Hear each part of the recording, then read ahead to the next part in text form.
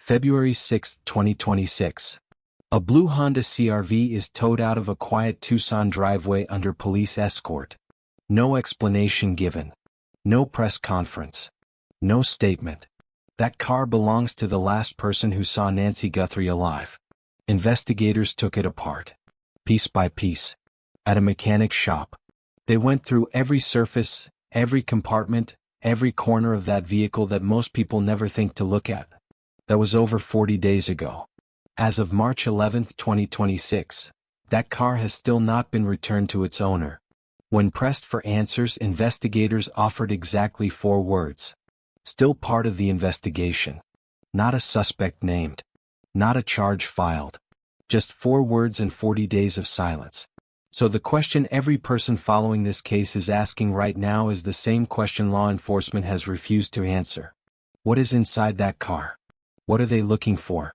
And why, after more than 5 weeks, won't they give it back? Somewhere inside this investigation lies an answer. And by the time this documentary is over, you will understand exactly why that car matters, and what it may reveal about the night Nancy Guthrie vanished without a trace.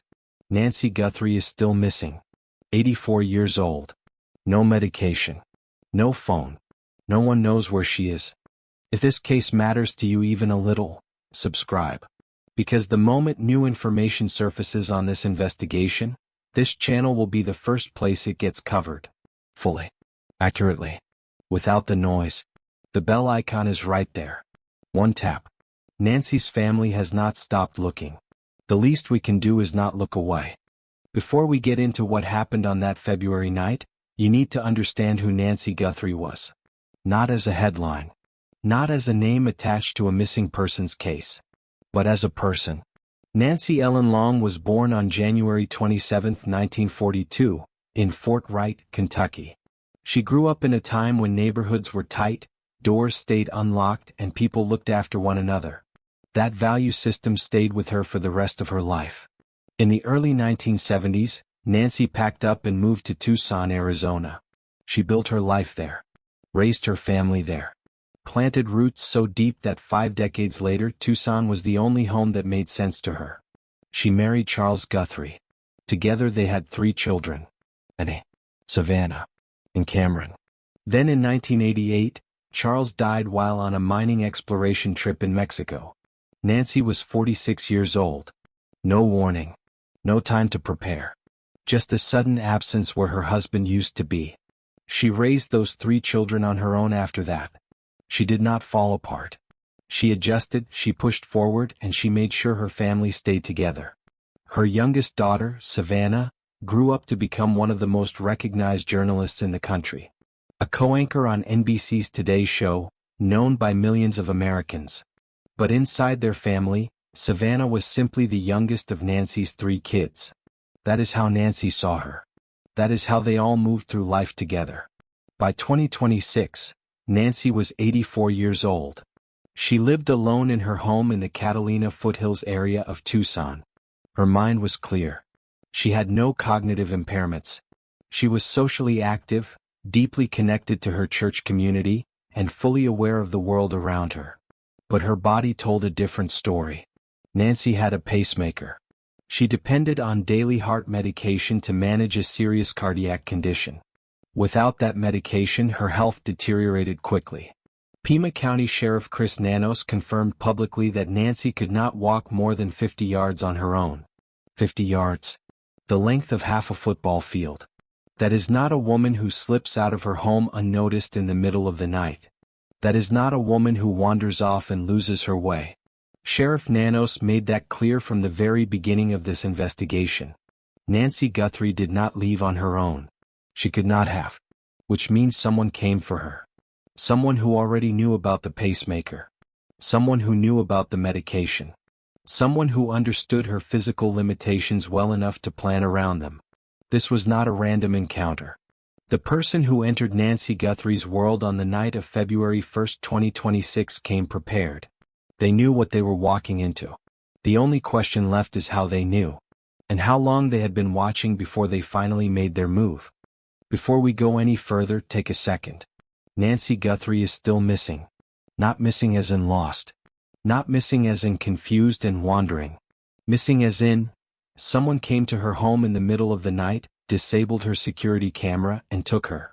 An 84-year-old woman who could not walk 50 yards on her own.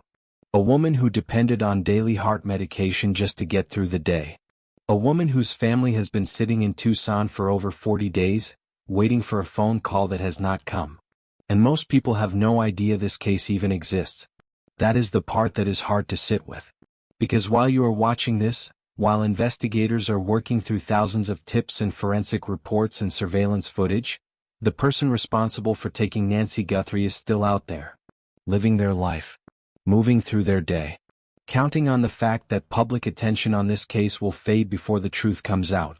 That cannot happen. Cases like this one, cases involving vulnerable people, cases with real evidence and real leads, they get solved when enough people refuse to let them go quiet. When enough people stay informed. When enough people keep the conversation going long after the news cycle has moved on to something else. That is exactly what this channel exists to do.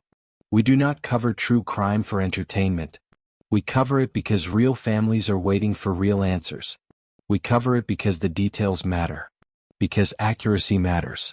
Because Nancy Guthrie is not a storyline, she is somebody's mother. Somebody's grandmother. A woman who went to church every Sunday and had dinner with her children on a Saturday night and deserved to wake up safely in her own home the next morning. If that means anything to you, subscribe right now. Hit the bell so every update on this case comes directly to you the moment it is published. No algorithms deciding whether you see it. No wondering if you missed something important. Every development. Every new piece of evidence. Every shift in this investigation. You will be the first to know. Nancy's family has not stopped looking for her.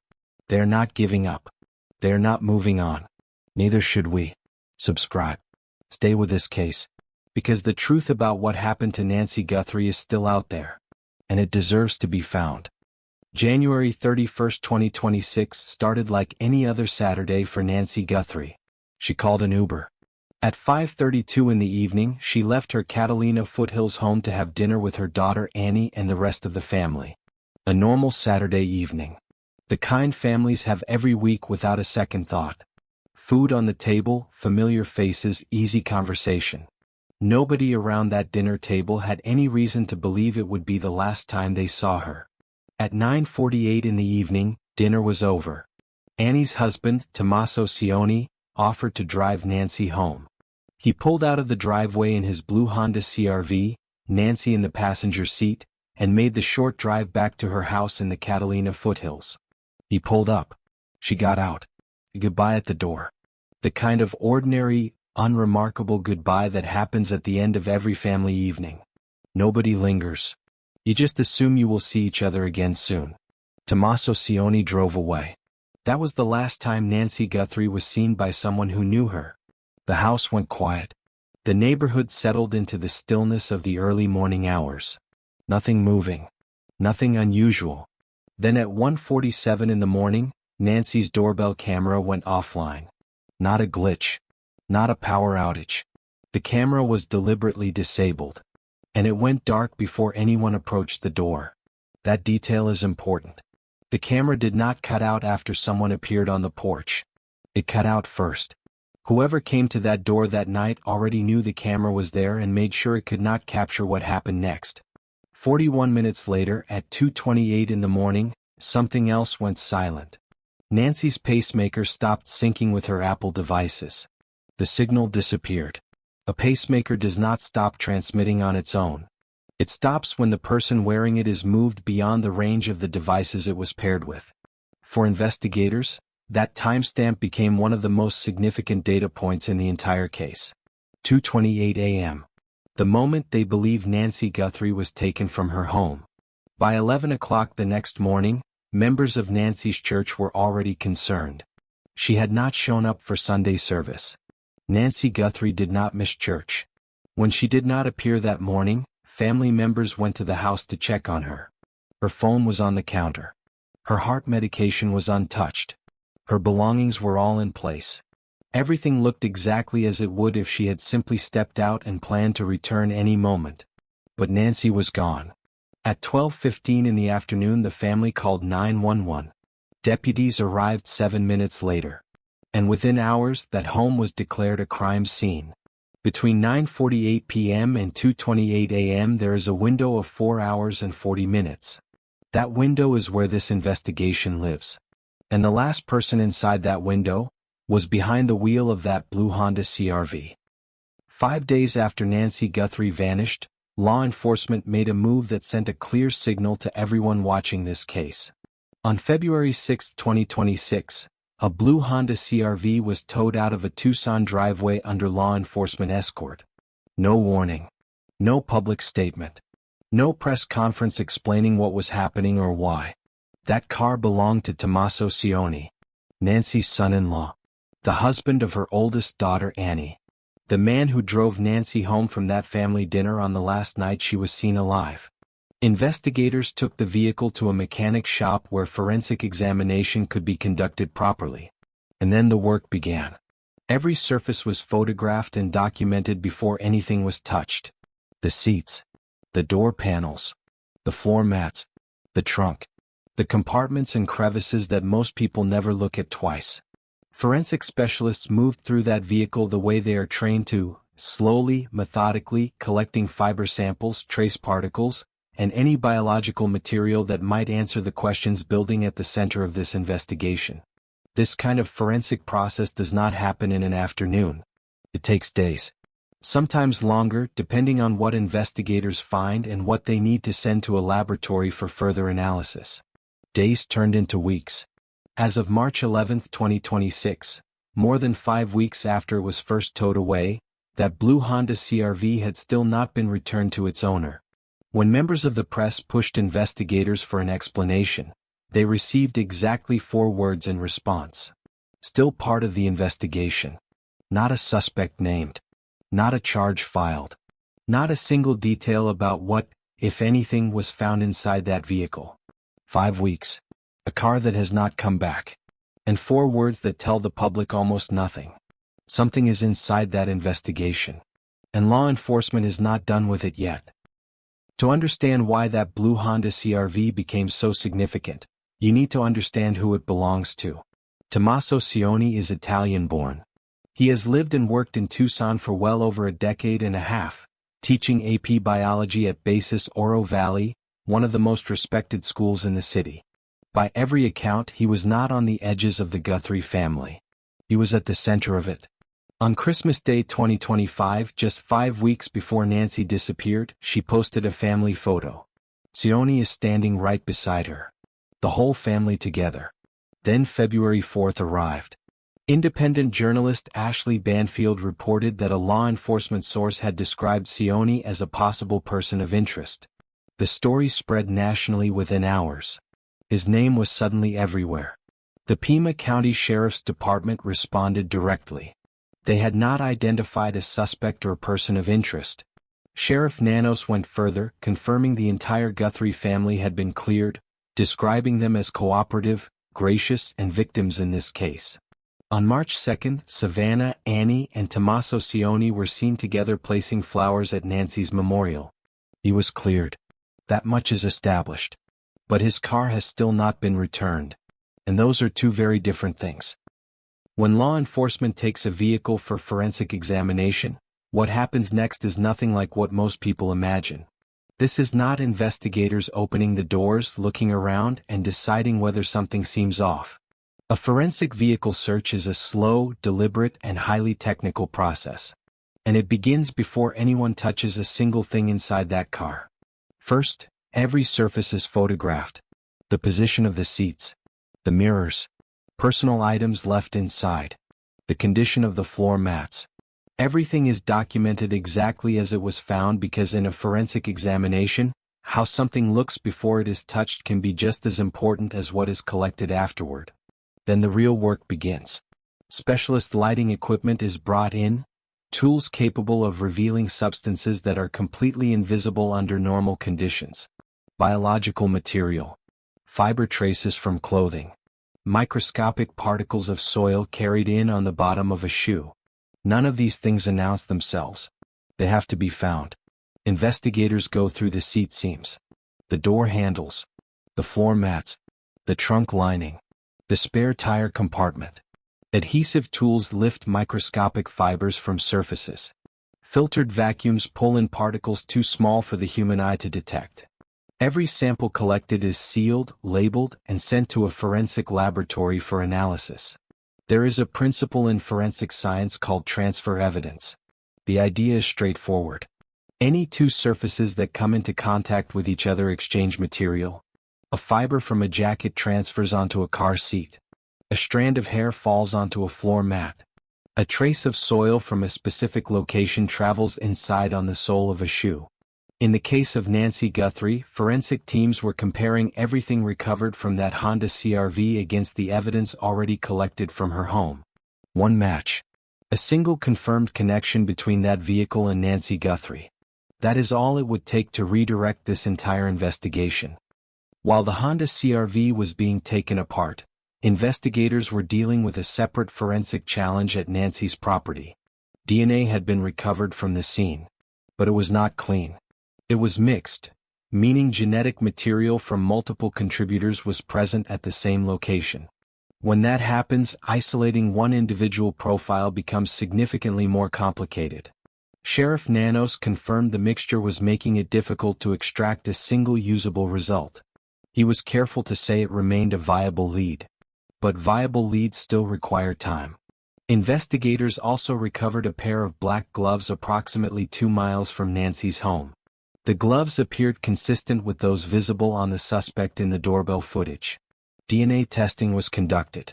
The result came back, traced to a local restaurant employee with no connection to the case whatsoever. Additional gloves found in the same area were sent to a private forensic laboratory in Florida. Those results are still pending. Retired FBI agent Jennifer Coffindaffer pointed to one potential breakthrough: investigative genetic genealogy. The same technique that identified the Golden State Killer. By uploading a DNA profile to public genealogy databases, analysts can trace a suspect through relatives who voluntarily submitted their own DNA. It requires those relatives to already be in the system. Then came another detail. A doorbell camera 2.5 miles from Nancy's home captured a vehicle moving at speed through the neighborhood at 2:36 in the morning, exactly 8 minutes after Nancy's pacemaker went offline. That vehicle has not yet been publicly identified. The DNA exists. The genealogy technology exists.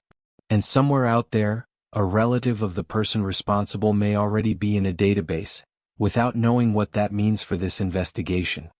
As the forensic work continued, investigators turned their attention to something that reframed the entire picture of what happened that night. FBI agents and Pima County Sheriff's deputies began going door to door through Nancy's Catalina Foothills neighborhood asking residents one specific question. Did your internet go down on the night of February 1st? The answers they received were consistent. Multiple neighbors confirmed their connections had dropped that night. Ring camera history showed gaps in the footage. Timestamps marked simply as not available. Then investigators went back to the doorbell footage. In the jacket pocket of the masked figure approaching Nancy's door, something was visible. An antenna-like device. Investigators began examining whether it was a Wi-Fi signal jammer, equipment capable of blocking all wireless signals across an entire area simultaneously. Criminal attorney and forensic expert Mark Pack weighed in with a significant observation. A consumer-grade jammer available to the general public could not realistically disable an entire neighborhood's network. A device with that kind of range would have to be military or law enforcement grade. Pack offered a second possibility.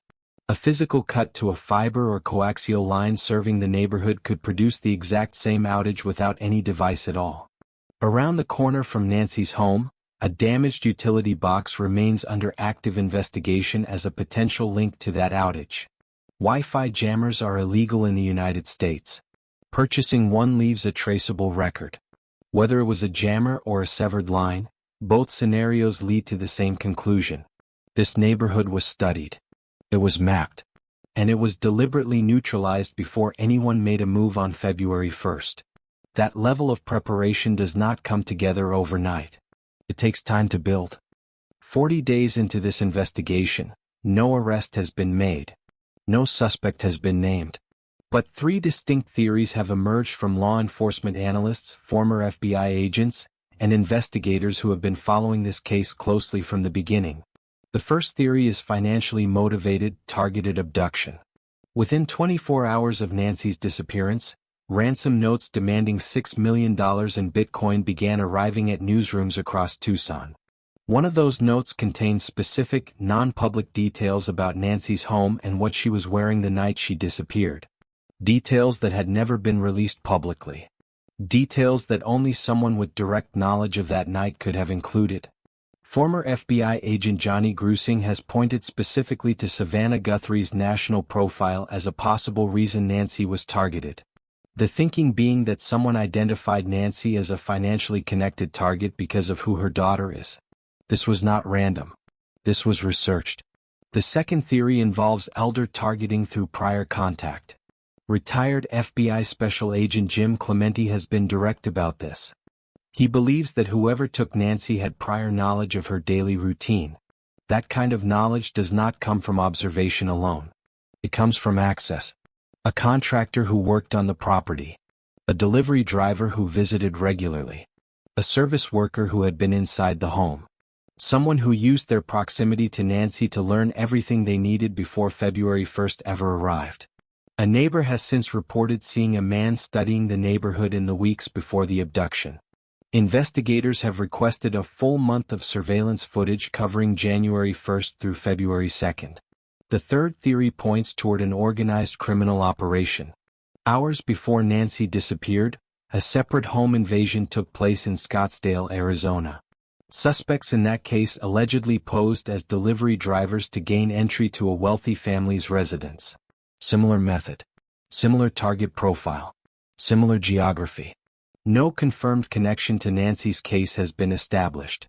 But investigators are aware of the parallel and have not ruled it out. 3 theories. 1 car still not returned.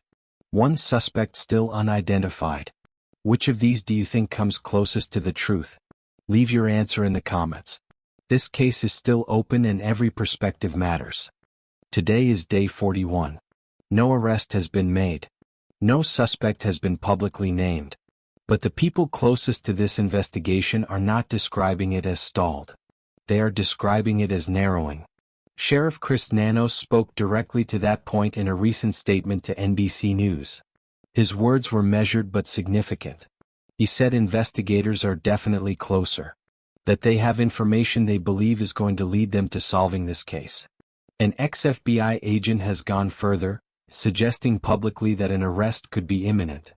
Cadaver dogs that were deployed earlier in the investigation are no longer actively in the field. Sheriff Nanos confirmed they remain available if needed. Investigators and analysts say that decision is consistent with law enforcement operating under the belief that Nancy Guthrie may still be alive.